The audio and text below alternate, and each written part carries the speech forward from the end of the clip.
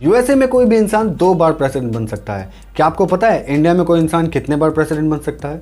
सो hey guys, आज के video में लोग पढ़ने वाले हैं प्रेसिडेंट ऑफ इंडिया के बारे में। और जैसा कि आप लोगों को पता है कि पिछले वीडियो में हम लोगों ने हमारे कॉन्स्टिट्यूशन का पार्ट 4A यानी कि फंडामेंटल ड्यूटीज आर्टिकल 51A में जिसके बारे में बताई गई है उसको हम लोगों ने अच्छी तरीके से पूरा का पूरा कवर कर लिया था।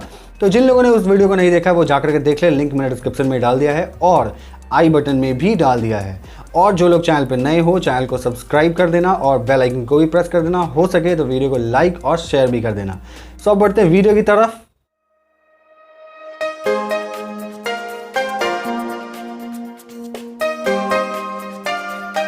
सो hey guys, hello and welcome to Niti Shiksha and this is Mihir Thakur. और आज के सेशन में हम लोग बात करने जा रहे हैं part 5 of our Indian constitution. हमारे कॉन्स्टिट्यूशन का पार्ट 5 जो है वो बात करता है द यूनियन यानी कि हमारे संघ के बारे में। हमारा जो यूनियन है, हमारे कंट्री का जो संघ है, वो किस किस चीज़ों से लेकर के बना हुआ है, किन चीज़ों से मिल करके बना हुआ है, उन चीज़ों के बारे में पार्ट 5 में डिस्कशन की गई है। पार्ट 5 हमारे कॉन्स्टिट्यूशन का बहुत ही लेंथीएस्ट पार्ट है, इसलिए इस पार्ट्स को टोटल 5 चैप्टर में डिवाइड कर दिया गया है। तो चैप्टर 1 जो है वो बात करता है द एग्जीक्यूटिव। ओके, इसके अंदर में the president and the vice president ये दोनों आते हैं। चैप्टर 2 जो है वो बात करता है पार्लियामेंट के बारे में। चैप्टर 3 जो है वो बात करता है legislative power of the president. Chapter 4 जो है वो बात करता है द यूनियन जुडिशियरी के बारे में। और द लास्ट चैप्टर 5 है वो बात करता है हमारा the comptroller and auditor general of India यानी कि कैग ऑफ इंडिया के बारे में। बात करें आर्टिकल की तो आर्टिकल टोटल इसमें 52 से लेकर के आर्टिकल 151 तक है। तो आज हम लोग जो बात करने जा रहे हैं, आज हम लोग जो कवर करने जाएंगे वो है हमारा चैप्टर 1। बट चैप्टर 1 को भी 2 पार्ट में डिवाइड कर दिया गया है। 2 पार्ट में मतलब कि एक पार्ट जो है जो हमारा बात करता है प्रेसिडेंट ऑफ इंडिया के बारे में और दूसरा पार्ट जो है वो बात करता है वाइस प्रेसिडेंट ऑफ इंडिया के बारे में। आज के वीडियो में हम लोग जो है वो बात करने जा रहे हैं प्रेसिडेंट ऑफ इंडिया के बारे में। आर्टिकल की बात करें तो आर्टिकल टोटल इसमें 52 से लेकर के आर्टिकल 62 तक है जो कवर करते हैं प्रेसिडेंट ऑफ इंडिया को। तो आज हम लोग 52 से लेकर के 62 आर्टिकल तक जो है वो पूरा का पूरा कवर करेंगे। तो बढ़ते हैं वीडियो की तरफ। So let's begin. तो आर्टिकल 52 से अगर हम बात करें तो आर्टिकल 52 में जो है वो सीधा सीधा लिखा गया है कि there shall be the president of India. Means कि हमारे कंट्री में, हमारे देश के अंदर में जो है एक प्रेसिडेंट होंगे। ये बात हमारा आर्टिकल 52 बताता है।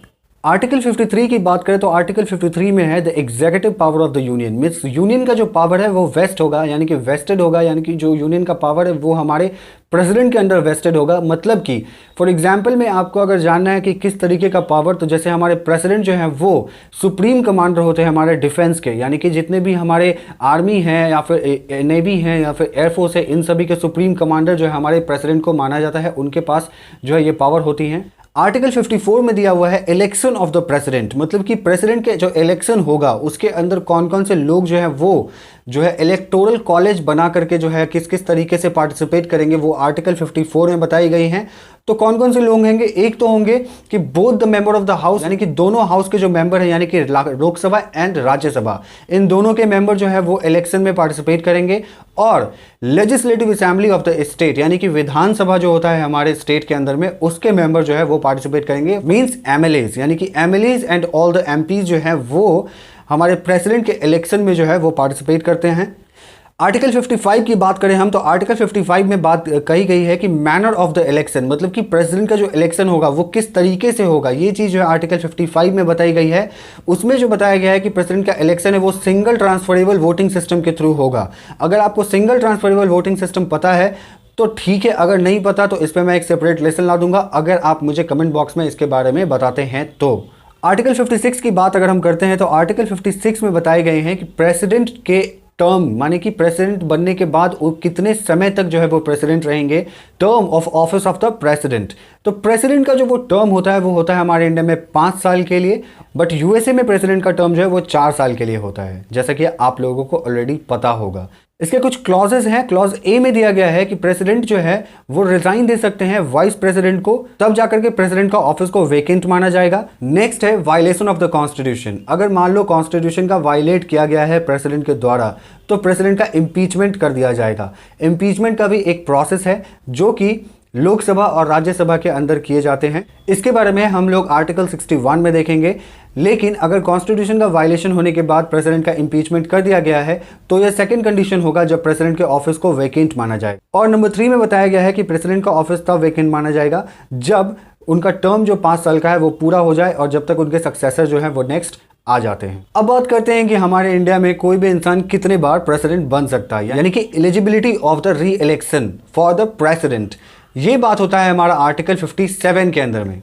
तो जैसा कि आप लोगों को पता है कि यूएसए के अंदर जो है कोई भी इंसान 2 बार प्रेसिडेंट बन सकते हैं और उनका 1 बार का टर्म होता है वो 4 साल का होता है। बट हमारे इंडिया के अंदर में जो है कोई भी इंसान प्रेसिडेंट कितने बार भी बन सकते हैं, बस उनको कुछ क्वालिफिकेशंस है उसको फुलफिल करना होता है।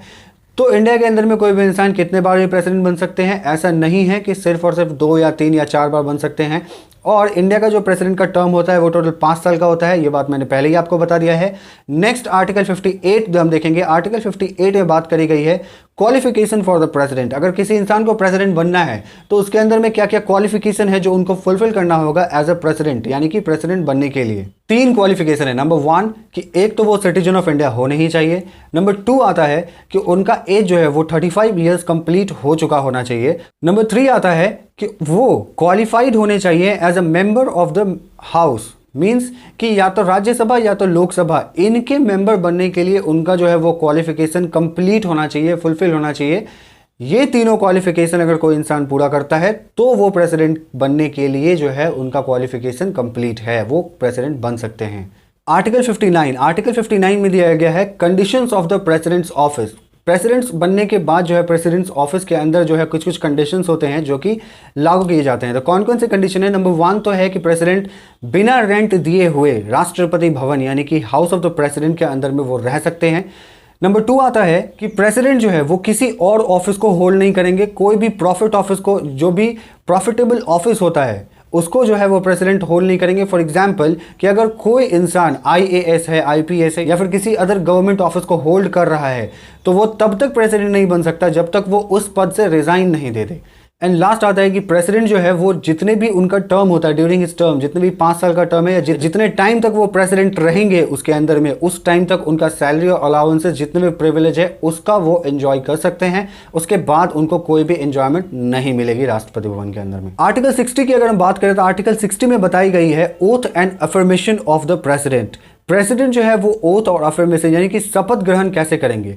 तो प्रेसिडेंट का शपथ ग्रहण जो है वो चीफ जस्टिस ऑफ इंडिया करवाते हैं उनके एब्सेंस में। मान लीजिए कि प्रेसिडेंट शपथ ग्रहण करने वक्त में चीफ जस्टिस ऑफ इंडिया जो है वो एब्सेंट है यानी कि नहीं है, तो उनके एब्सेंस में जो है वो सीनियर मोस्ट जज ऑफ सुप्रीम कोर्ट जो होंगे उनके सामने जो है वो प्रेसिडेंट को शपथ लेना होगा, यानी कि वो जो है प्रेसिडेंट को शपथ दिलवाएंगे। आर्टिकल 61 में बात करी गई है इम्पीचमेंट ऑफ द प्रेसिडेंट, यानी प्रेसिडेंट को उनके पद से हटाने की बात करी गई है, यानी कि महाभियोग। इसको हिंदी में महाभियोग कहते हैं। तो प्रेसिडेंट के इम्पीचमेंट में जो है वो पार्टिसिपेट जो है वो दोनों हाउस में से दोनों हाउस के मेंबर्स कर सकते हैं, ओके, यानी कि राज्यसभा के भी लोकसभा के भी। और प्रेसिडेंट का इम्पीचमेंट इनिशिएट हो सकता है दोनों में से किसी भी हाउसेज में। ऐसा जरूरी नहीं है कि या तो लोकसभा में या तो राज्यसभा में, दोनों में से किसी भी हाउस में इनिशिएट किया जा सकता है, चाहे वो राज्यसभा का हो चाहे वो लोकसभा के अंदर में हो, कहीं पर भी इनिशिएट हो सकता है। और 14 डेज नोटिस जो है वो पहले प्रेसिडेंट को दे दिए जाएंगे। प्रेसिडेंट का राइट बनता है कि अगर मान लो कि लोकसभा में इनिशिएट किए गए हैं और राज्यसभा में बिल चला गया है इम्पीचमेंट का, तो प्रेसिडेंट का राइट बनता है कि वहां पे प्रेजेंट रहे, उनके ऊपर इन्वेस्टिगेशन जो भी हो रहा है उसको वो देख सकते हैं। ये राइट प्रेसिडेंट के पास होता है। लेजिस्लेटिव असेंबली ऑफ स्टेट्स के जो मेंबर होते हैं हमारे एमएलएज, वो भी हिस्सा लेते हैं इलेक्शन में प्रेसिडेंट के, बट प्रेसिडेंट के इम्पीचमेंट में उनका कोई रोल नहीं होता, वो हिस्सा नहीं ले सकते हैं।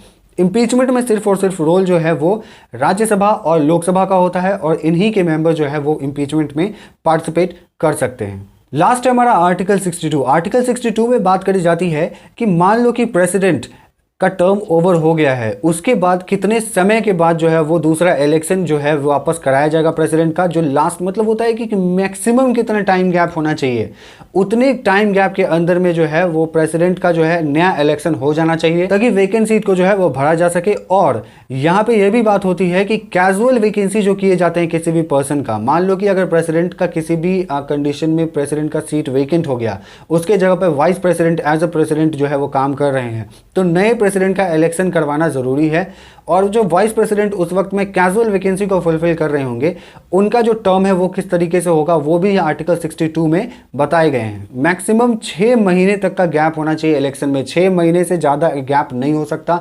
6 महीने तक कैजुअल वैकेंसी को फुलफिल किया जा सकता है, लेकिन उसके बाद जो है वो नया इलेक्शन प्रेसिडेंट का कंडक्ट कराना जरूरी है। ये सभी बातें आर्टिकल 62 में लिखी गई हैं। अभी तक हम लोगों ने सारे आर्टिकल्स जो भी प्रेसिडेंट से रिलेटेड है उनको हम लोगों ने कवर कर लिया है। आई होप आप लोगों को सारे आर्टिकल से रिलेटेड सभी चीज समझ में आ गई होंगी। नेक्स्ट पार्ट में हम लोग बात करेंगे कि बात करता है हमारा the vice president of India के बारे में।